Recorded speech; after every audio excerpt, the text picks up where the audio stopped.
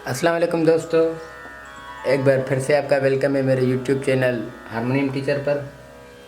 और आज का जो लेसन है वो बहुत बहुत बहुत ज़्यादा इम्पोर्टेंट होने वाला है, क्योंकि आज मैं आपको एक ऐसी चीज़ सिखाने वाला हूँ कि ऐसा समझे पूरी म्यूज़िक हो, हारमोनियम हो, कुछ कोई भी इंस्ट्रूमेंट हो, उसका ताल्लुक इसी चीज़ के साथ होता है। जो बंदा ये चीज़ें समझ जाता है तो उससे बहुत आसानी होती है अपनी कोई भी नई कंपोजिशन बजाने में। खुद से कोई भी ट्यून बजा लेता है वो, ठीक है।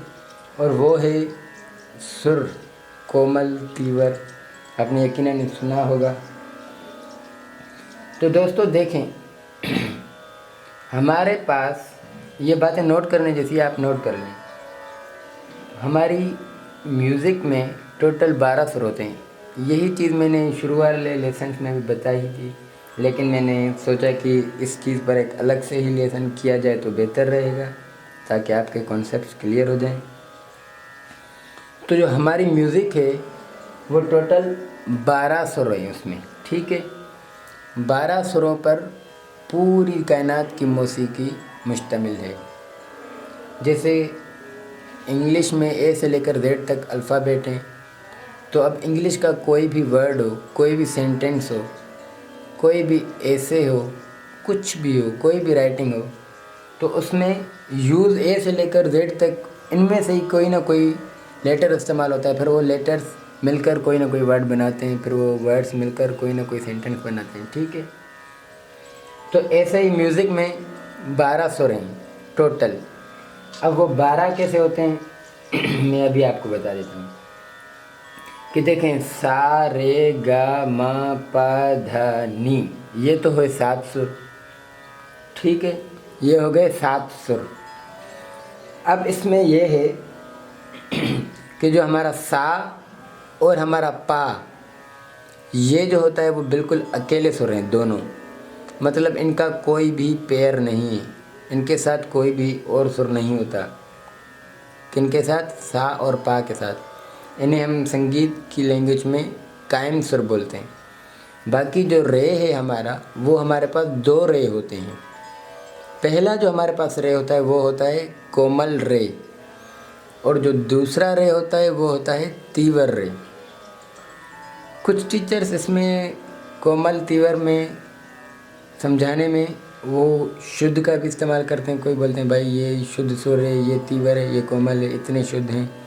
लेकिन कुछ बस डायरेक्ट कोमल और तीवर ही बताते हैं।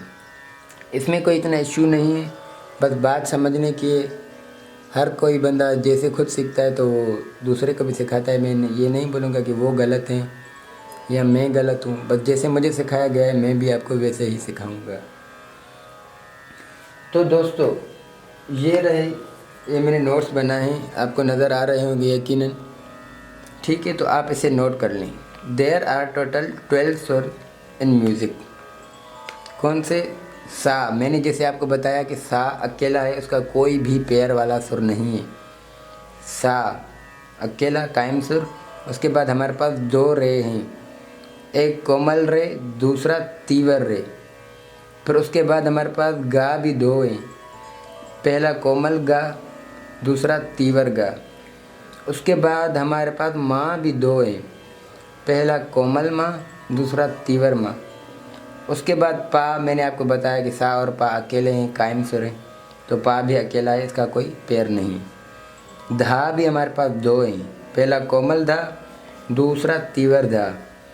नी भी हमारे पास 2 हैं, पहला कोमल नी, दूसरा तीवर नी। तो ये टोटल कितने? 12 सुर हो गए।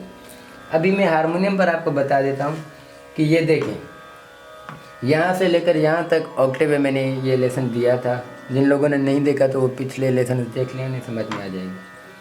तो ये देखें, ये हमारी हुई सा, ठीक है।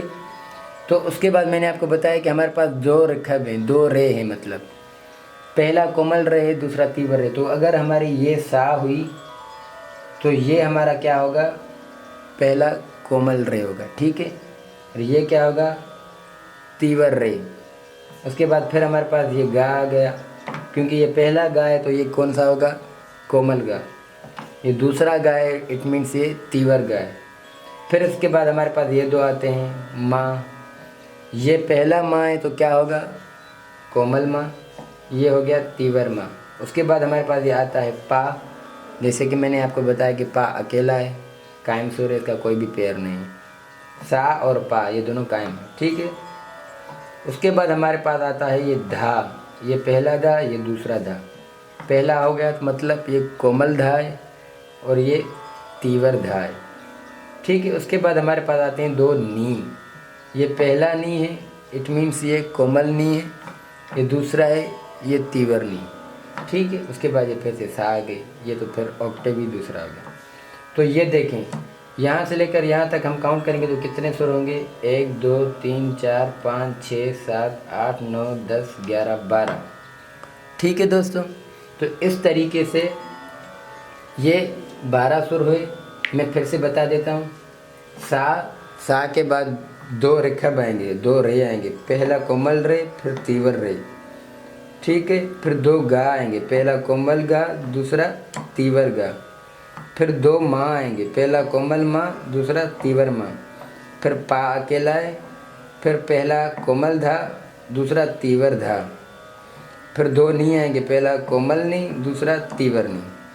तो दोस्तों ये है कोमल और तीवर का कॉन्सेप्ट, आप यकीनन समझ गए होंगे।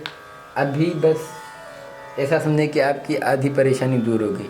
अब आपको कोई बोलेगा कि भाईजान आप ये ठाट बजाएं, और आपको बोलेगा कि इस ठाट में सारे कोमल सुर लगते हैं, तो आप खुद ही से निकाल लेंगे कि भाई ये मेरी सा है और ये मेरा कोमल रे हो गया, ये गा भी कोमल हो गया, ये माँ भी कोमल हो गया, ये पा, ये धा भी कोमल, ये नी भी कोमल, ये सा।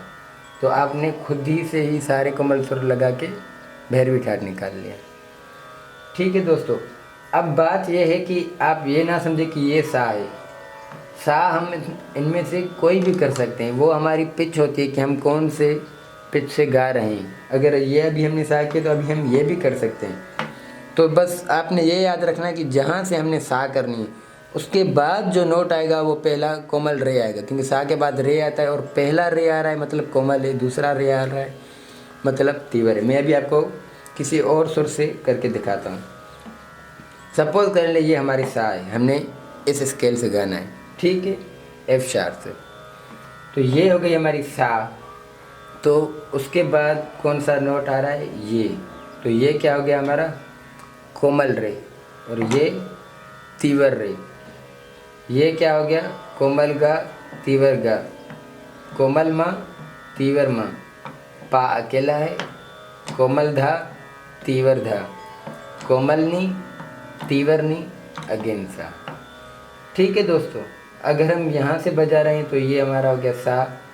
तो ये पहला हमारा कोमल रे, ये तीवर रे, कोमल गा, तीवर गा, कोमल माँ, तीवर माँ। ऐसे ही यहाँ से बजा रहे हैं तो ये सा, पहले ये 2 नोट आ रहे हैं तो ये हमारा कोमल रे, ये तीवर रे, कोमल गा, तीवर गा, कोमल माँ, तीवर माँ, पा, कोमल धा, तीवर धा, कोमल नी, तीवर नी, सा, ठीक है दोस्तों। तो अभी आप समझ गए होंगे। तो बस ये बहुत ही एक इम्पोर्टेंट लेक्चर था, आपने यकीनन नोट भी कर लिया होगा और आपको समझ में भी आ गई होगी। अगर किसी दोस्त को समझ में नहीं आया तो वो प्लीज़ कमेंट सेक्शन में मुझे बता दे, मैं कोशिश करूँगा कि उसको अगेन किसी और नए और आसान तरीके से समझा सकूँ। तब तक के लिए अपना ख्याल रखिएगा। इंशाल्लाह मिलेंगे नए लेसन के साथ, और वो जो नया लेसन है वो भी बहुत इम्पोर्टेंट होने वाला है, तो आप उसे भी मिस नहीं करिएगा। और जो दोस्त आज नए हैं तो उन्हें मैं यही बोलूँगा कि वो पिछली वीडियोस देखें ताकि उन्हें ये चीज़ समझ में आ जाए, और मेरे चैनल को सब्सक्राइब करिए, वीडियोस को लाइक और कमेंट करना ना भूलें, ताकि मुझे पता लगे कि आप जो चीज़ सीख रहे हैं वो आपको समझ में आ रही है या नहीं। अगर नहीं आ रही तो मैं किसी और अच्छे तरीके से आपको समझाने की कोशिश करूँ। ठीक है दोस्तों, अपना ख्याल रखिएगा। अल्लाह हाफ़िज़।